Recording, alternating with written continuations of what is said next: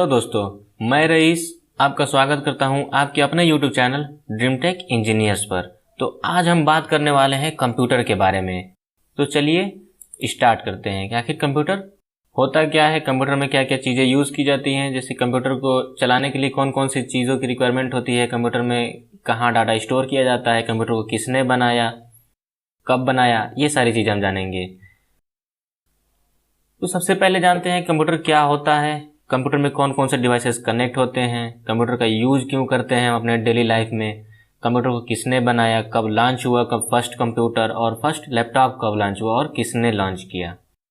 तो कंप्यूटर एक ऐसा ऑटोमेटिक डिवाइस है जो कि यूज होता है बेसिकली स्टोर करने के लिए, जैसे किसी भी प्रकार का डाटा स्टोर करने के लिए। जैसे मान लीजिए हम लोग गाना वगैरह सुनते हैं या फिर कोई भी काम की फाइलें रखे रहते हैं, या फिर हम समझ लीजिए जैसे हम लोग कुछ टाइप करके रखे रहते हैं, स्कैन करके रखे रहते हैं। जैसे इस समय फॉर्म वगैरह भरना होता है तो उसमें क्या होता है, फ़ोटो हम लोग अपलोड करे रहते हैं और सर्टिफिकेट वगैरह अपलोड करे रहते हैं। तो उसको स्टोर करने का काम कहाँ करते हैं हम लोग, कंप्यूटर में।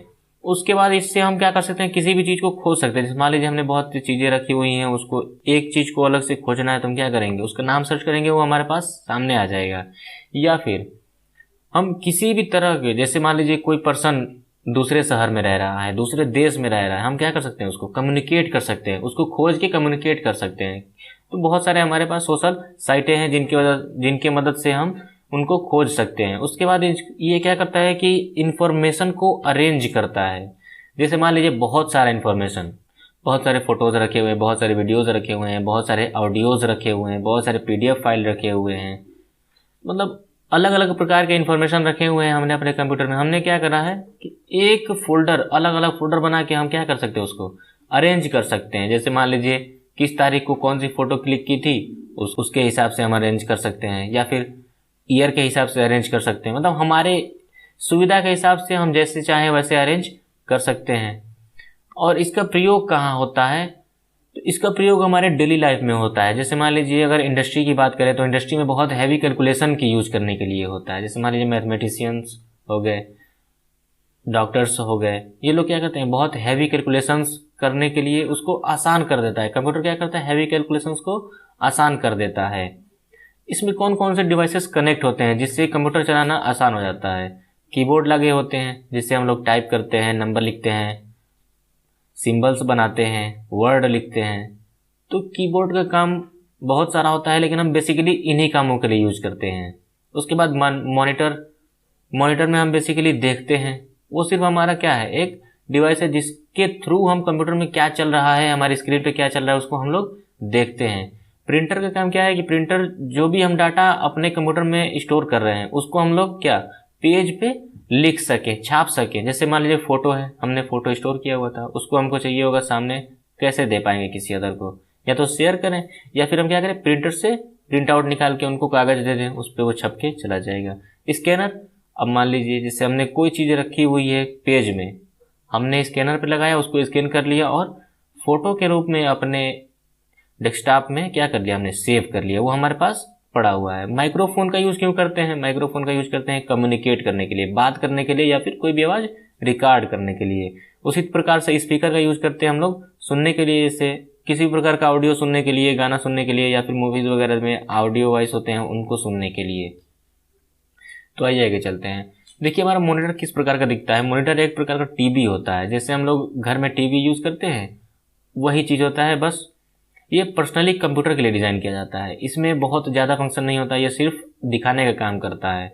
उसके बाद कीबोर्ड में लगभग 101 से लेके 108 कीज़ होते हैं। जैसे की मतलब बटन, अलग अलग बटन होते हैं। जैसे मान लीजिए डिलीट करने के लिए अलग बटन होगा, क्लियर करने के लिए अलग बटन होगा, अप डाउन करने के लिए अलग बटन होगा, लेफ्ट राइट के लिए अलग बटन होगा।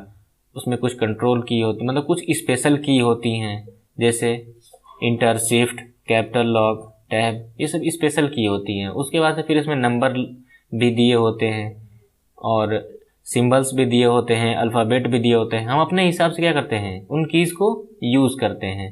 प्रिंटर का यूज़ आपने जाना ही, बेसिकली हम लोग किसी भी चीज़ को किसी भी चीज़ को पेपर पे प्रिंट करने के लिए यूज़ करते हैं। स्कैनर का यूज़ क्या करते हैं, मान लीजिए हमने कोई पेज पे या फिर कोई इमेज हमारे पास रखी हुई है, उसको स्कैन करके हम क्या कर सकते हैं, अपलोड कर सकते हैं अपने कंप्यूटर में। उसके बाद जो कंप्यूटर का मेन पार्ट यानी ब्रेन या फिर कह लीजिए उसका आत्मा, वो होता है हमारा CPU, जो होता है सेंट्रल प्रोसेसिंग यूनिट। उसी मदरबोर्ड से अटैच होता है जो CPU में लगा होता है। CPU बेसिकली क्या होता है कि ब्रेन होता है, जैसे हम कह सकते हैं कंप्यूटर का जो ब्रेन होता है वो CPU होता है।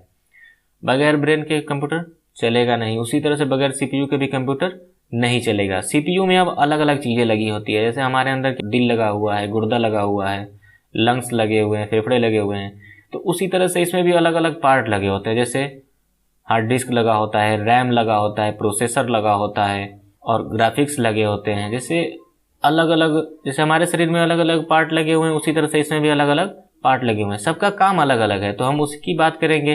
कंप्यूटर को यूज़ में आसान बनाने के लिए माउस यूज होता है। माउस में 3 बटन होते हैं, जैसे राइट क्लिक, लेफ्ट क्लिक और रोलर।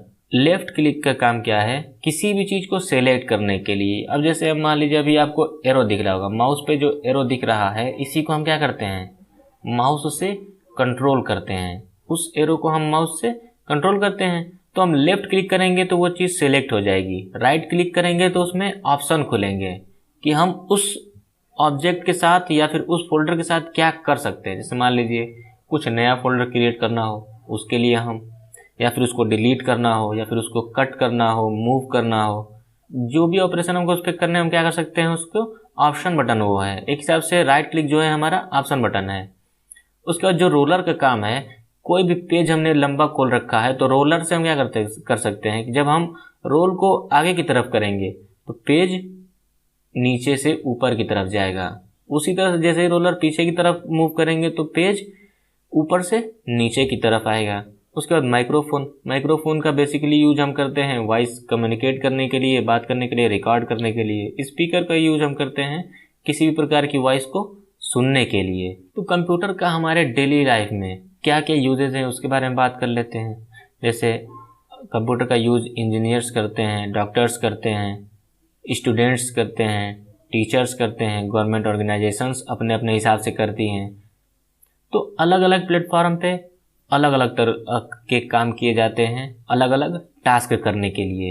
इंटरटेनमेंट के लिए भी यूज़ होता है, या फिर बेसिकली ऑफिस का काम फिनिश करने के लिए यूज़ होता है, जिससे हमारी ज़िंदगी क्या होती है, थोड़ी आसान हो जाती है। अब एजुकेशन में इसका यूज अलग अलग तरह से है। जैसे मान लीजिए हमको कोई PPT तैयार करनी है, कोई बेसिक आर्टिकल लिखना है किसी अलग टॉपिक पे, मान लीजिए केमिस्ट्री के स्टूडेंट हैं तो कार्बन पे हमको टॉपिक लिखनी है, तो या फिर हाइड्रोजन पे टॉपिक लिखनी है, तो हम क्या करते हैं, अलग अलग प्रकार से हम यूज कर रहे हैं। अब घर पे हम लोग क्या यूज करेंगे, फोटो देखना हो गया, मूवीज देखना हो गया, या फिर हमने क्या करना है, सीधे सीधे गेम खेलना हो गया। बिजनेस एंड मार्केटिंग में क्या यूज होता है, जैसे बिजनेस प्लेटफॉर्म में जैसे हमने इसमें बहुत सारे डाटा रखे हुए हैं, हमने क्या किया, 4 क्लाइंट हमारे हैं, उनके साथ हमने अलग अलग डाटा शेयर किया हुआ है, तो हमने उस डाटा को मैनेज करा हुआ है। सबसे कम्युनिकेट करने के लिए हम लोग कंप्यूटर का यूज़ कर सकते हैं। उस बैंकिंग सेक्टर में इसका यूज होता है, बहुत सारा कैलकुलेशन करना होता है, डेली का ट्रांजैक्शन, क्रेडिट, डिपॉजिट, ये सारे बहुत सारे स्टॉक मार्केट्स, ये सब कुछ हम लोग किस में देखते हैं, बैंकिंग सेक्टर में। कंप्यूटर का बहुत बड़ा रोल है। उसी तरह से मेडिकल में यूज़ होता है, कौन मरीज कब डिस्चार्ज हुआ, कौन मरीज कब आया, किसने कितना पैसे जमा किए, किसको कितनी दवाइयाँ दी जा चुकी हैं, किसको कौन कौन सी दवाइयाँ देनी है, ये सारी इन्फॉर्मेशन किस पे अपलोड रहता है, कंप्यूटर पे। मैनेजमेंट करना कंप्यूटर से क्या हो जाता है, आसान हो जाता है। साइंस में और रिसर्च सेंटर में इसका यूज होता है। बहुत बड़े बड़े जो रिसर्च होते हैं उनको पेजों पे कलेक्ट करना आसान नहीं होता, पूरी की पूरी जिंदगी निकल जाती है साइंटिस्टों की रिसर्च करते करते, तो उसको कागज पे समेटना आसान नहीं होता। तो उसको कंप्यूटर में समेट देंगे तो क्या होगा, एक बार में हमको जो पेज चाहिए होगा वो मिल जाएगा, हमने बस टाइप करना है, वो पेज हमको मिल जाएगा। गवर्नमेंट सेक्शन में क्या यूज होता है, जैसे मान लीजिए किसी भी प्रकार का हमने सामान रखा हुआ है, उसको किसी जगह ट्रांसपोर्ट कराना है, या फिर कोई भी प्रकार की इन्फॉर्मेशन हमारे पास है, तो हम एक जगह से दूसरे जगह या फिर ऑल ओवर इंडिया या फिर ऑल ओवर वर्ल्ड में हम कहीं रहें, गवर्नमेंट अपने हिसाब से काम कर लेगी। मतलब मान लीजिए कि लखनऊ का कोई सामान है, हमको चाहिए होगा मुंबई में, गवर्नमेंट ने क्या किया, कंप्यूटर के द्वारा कम्युनिकेट किया वो सामान उसको वहाँ पे डिलीवर। उसी तरह से डिफेंस और सिक्योरिटी अपने अपने हिसाब से यूज करती है, कौन सा डाटा किसको शेयर करना है, नहीं करना है, कब कंप्यूटर पे या फिर ऑनलाइन कौन आएगा नहीं आएगा, ये सारी चीज़ें डिफेंस एंड सिक्योरिटी देखती है। उसके बाद वेदर फोरकास्टिंग के लिए यूज होता है। जैसे वेदर फोरकास्टिंग, आज का मौसम कैसा है, कल का मौसम कैसा होगा, परसों का मौसम कैसा होगा, ये क्या होता है कि कैलकुलेशन पे डिपेंड करता है, वातावरण के नेचर पे डिपेंड करता है। तो ये सारी जानकारी किससे ली जाती है, कंप्यूटर के द्वारा। तो ये बात कर लेते हैं कि कंप्यूटर को किसने बनाया है। तो जो पहला कंप्यूटर था उसका नाम था एनालिटिकल इंजन, जिसको फर्स्ट मैकेनिकल कंप्यूटर कहा गया है, जिसको बनाने वाले थे चार्ल्स बेबेज। इन्होंने लगभग 40 साल मेहनत किया था। जैसे 1833 से लेकर 1871 तक इन्होंने क्या किया था, दिन रात लगे रहे थे। जैसे कहीं भी जाते सोचते रहते उसी के बारे में। इतने साल लोग गवाए अपने, तब जाके इन्होंने डिजाइन डेवलप किया analytical engine, first mechanical computer, जिसका यूज उन्होंने किया था बहुत हैवी कैलकुलेशंस को, जैसे मैथ के कैलकुलेशंस हो गए, केमिस्ट्री के कैलकुलेशंस हो गए, किसी भी तरह के कैलकुलेशंस हो गए, उसको सिंपल वे में, मतलब बहुत ही आसान तरीके से करने के लिए यूज किया गया था एनालिटिकल इंजन। उसी समय में बहुत लोगों को कंफ्यूजन था कि एबेकस जो है वो क्या है, पहला कैलकुलेटिंग डिवाइस के नाम से जाना जाता है, लेकिन बहुत लोग को ये था कि पहला कंप्यूटर एबेकस ही है, लेकिन ऐसा नहीं है। पहला कंप्यूटर जो है वो है एनालिटिकल इंजन, जो कि फर्स्ट मैकेनिकल कंप्यूटर है। बनाया किसने? चार्ल्स बेबेज ने। और चार्ल्स बेबेज को ही फादर ऑफ कंप्यूटर भी कहा जाता है, या फिर ग्रैंड फादर ऑफ कंप्यूटर भी कह सकते हैं। तो जो फर्स्ट कैलकुलेटिंग डिवाइस थी एबेकस, इसका यूज हुआ था 1100 BC से 1800 ईस्वी तक। ये फर्स्ट कैलकुलेटिंग डिवाइस थी, जैसे कैलकुलेशन को आसान करने के लिए। उसके बाद चार्ल्स बेबेज की तस्वीर आप देख रहे हैं, एनालिटिकल इंजन की तस्वीर आप देख रहे हैं। चार्ल्स बेबेज यही है, इन्होंने ही एनालिटिकल इंजन बनाया था जो ऐसा दिखता है। उसके बाद आगे चलते हैं कि जो लैपटॉप का इन्वेंशन हुआ था वो कब हुआ था। तो लैपटॉप का इन्वेंशन जो है वो 1981 में हुआ था, बहुत जल्दी ही हुआ था। जैसे मान लीजिए वही 40-42 साल पहले। किसने किया था? तो एडम ऑसबॉर्न ने किया था, जिसको नाम दिया था उन्होंने ऑसबॉर्न आई। उस समय 1981 में $2000 उस कंप्यूटर का प्राइस रखा था, जो कि बहुत सी छोटे स्क्रीन के साथ आता था। और आगे बात करते हैं कि हमारे कंप्यूटर में कौन कौन से हार्डवेयर यूज हो रहे हैं, जैसे कहाँ हम डाटा स्टोर करते हैं, कैसे हम अपने एप्लीकेशंस को रन कराते हैं, कौन सा प्रोसेसर लगा होता है, या फिर कौन से अटैचमेंट लगा के हम सीडी को चला सकते हैं, पेन ड्राइव यूज कर सकते हैं, या फिर स्कैनर वगैरह जो भी हम कनेक्ट करते हैं कैसे कैसे कनेक्ट करते हैं, उसमें क्या क्या होता है। तो बेसिकली जो प्रोसेसर होता है वो ब्रेन होता है। प्रोसेसर का काम यही है, इसके अलावा कोई भी चीज काम नहीं करेगी। हार्ड डिस्क काम नहीं करेगी, रैम काम नहीं करेगा, हमारा CD रोम काम नहीं करेगा, टचपैड काम नहीं करेगा, जब तक हमारा प्रोसेसर नहीं होगा। और हार्ड डिस्क का बेसिक काम यही है, स्टोर करना, किसी भी प्रकार का डाटा को क्या करना, स्टोर करना। जैसे मान लीजिए हमने कोई फोटो खींचा हुआ है, हमने कोई PDF अपलोड की हुई है, हमने कोई वीडियो रखा हुआ है, इन्फॉर्मेशन वीडियो या फिर किसी भी तरह का वीडियो रखा हुआ है, उसको हमने क्या करना है, स्टोर करना है। कहाँ करेंगे? हार्ड डिस्क में करेंगे। और होता है, एक होता है फ्लॉपी डिस्क। रैम का यूज इसलिए हम करते हैं किसी भी एप्लीकेशन को चलाने के लिए। जो हमारा हार्ड डिस्क है वो रोम है, जैसे रीड ओनली मेमोरी। उसमें क्या होता है कि हम इंफॉर्मेशन रखे होते हैं, वो सिर्फ रीड किए जाते हैं। रैम क्या होता है? Random access memory. मान लीजिए हमने कोई भी सॉफ्टवेयर ओपन किया, वो क्या होता है, शॉर्ट टाइम के लिए हम ओपन करते हैं, कम समय के लिए हमने ओपन किया फिर क्लोज कर दिया। तो रैम क्या करता है कि जितना देर ओपन रहेगा उतना देर उसका डाटा स्टोर करे रहेगा अपने पास, और जैसे ही उसको हमने क्लोज किया, डाटा खत्म, फिर हम रिकवर नहीं कर सकते। फिर जैसे ही खोलेंगे, जितना देर यूज करेंगे उस हिसाब से वो डाटा स्टोर करेगा अपने पास, फिर जैसे ही क्लोज करेंगे क्या करेगा, खत्म। रैम का इतना ही काम है। लेकिन हमारा हार्ड डिस्क का काम क्या है, जो हमारा रोम है उसका काम क्या है? उसका काम यह है कि किसी भी तरह का डाटा उसको खत्म नहीं करेगा, वो अपने पास स्टोर करके हमेशा हमेशा के लिए रखे रहेगा। उस तरह CD रोम का काम क्या है? अब CD रोम जो होता है वो हम अलग से एक्सटर्नल CD लगाते हैं। जैसे आपने DVD प्लेयर पहले देखा होगा, DVD उसमें लगती थी, वो भी एक एक्सटर्नल क्या होता है, स्टोरेज डिवाइस होता है, जैसे हमारा पेन ड्राइव होता है। और हम यूज करते हैं जैसे पेन एंड टचपैड। तो टचपैड और पेन का काम क्या है कि पेन जो है वो स्पेशल पेन आता है कंप्यूटर के टचपैड पे लिखने के लिए। जैसे हम आजकल कॉपी वगैरह पे पेन से लिखते हैं तो लिखता जाता है कॉपी पे, लेकिन टचपैड का काम ये होता है, पेन से जब लिखेंगे तो जो चीज हम टचपैड पे लिखेंगे वो चीज हमारे कंप्यूटर पे लिखी जाएगी डायरेक्ट। टचपैड को कंप्यूटर से अटैच करना है, उसके बाद हम लिखते जाएंगे, हमारा जो भी हम डाटा लिखेंगे वो सब उस पर सेव होता जाएगा। फिर आगे बात करते हैं मेमोरी की। मेमोरी का भी यूनिट होता है, जैसे सबसे छोटा यूनिट जो होता है वो होता है बिट, BIT। बिट कहते हैं 0 को या फिर 1 को। अब उसी तरह से सबसे स्मॉलेस्ट यूनिट जो है वो है बिट, मेमोरी की सबसे स्मॉलेस्ट यूनिट। और सबसे हाईएस्ट क्या होती है? तो वो होता है पेटाबाइट। जैसे ही 8 बिट्स जैसे 8 BITS बिट्स बराबर होता है 1 बाइट, और 1024 बाइट्स बराबर होता है किलोबाइट। 1024 बाइट्स बराबर होता है 1 किलोबाइट। किलोबाइट मतलब केबी। जैसे आपने कोई, जैसे अब देखते हैं अपने पास फोल्डर मतलब फोटो वगैरह खींच के रखे रहते हैं, तो फोटो कभी कभी जो पुराने मोबाइल हैं उसमें केबी में आता है फोटो, जैसे 405 केबी, 708 केबी, 332 केबी, इस हिसाब से आता है। तो वो केबी का मतलब होता है किलोबाइट।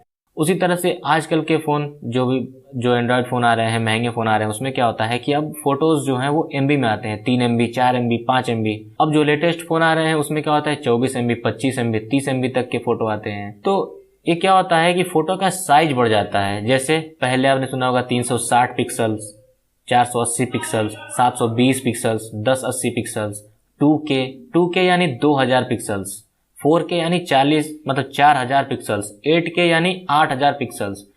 तो ये पिक्सल्स क्या है? एक प्रकार से फ्रेम है कि हम एक वीडियो में कितना, मतलब 1 सेकेंड के अंदर कितना फोटो डाल रहे हैं। मान लीजिए हमने 1 सेकेंड में 10 फोटो डाला तो 10 पिक्सल्स हो गए। उसी हिसाब से जैसे अलग इसमें देखेंगे स्टोरेज में, तो हमारा क्या होता है 1024 बाइट्स बराबर होता है 1 किलोबाइट यानी कि 1 KB, और 1024 KB बराबर होता है हमारा 1 मेगाबाइट यानी MB।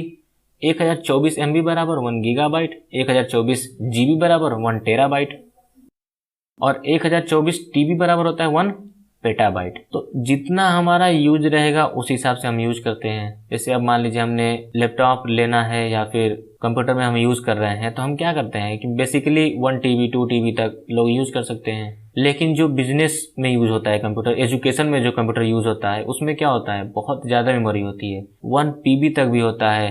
1024 TB, 1 PB, 2 PB, 3 PB storage के हिसाब से। मान लीजिए कोई यूनिवर्सिटी चल रही है 20 साल से, 25 साल से, 30 साल से, तो जो फर्स्ट ईयर में एडमिशन लिया था बच्चे ने, उस समय जब यूनिवर्सिटी खुला था तब का भी डाटा मौजूद होगा और अभी का भी डाटा मौजूद होगा। सब डाटा इन्होंने इरेज नहीं करना। कोई बच्चे का इन्फॉर्मेशन जब चाहिए तब मिलेगा, लेकिन यूनिवर्सिटी से मिलेगा। वो कहाँ स्टोर होगा? ये हमारे हार्ड डिस्क में स्टोर होगा। अलग अलग तरह के हार्ड डिस्क बनाए गए हैं, SSD, HDD। तो आज के लिए हम इतना ही जानेंगे। देखने के लिए आपका धन्यवाद।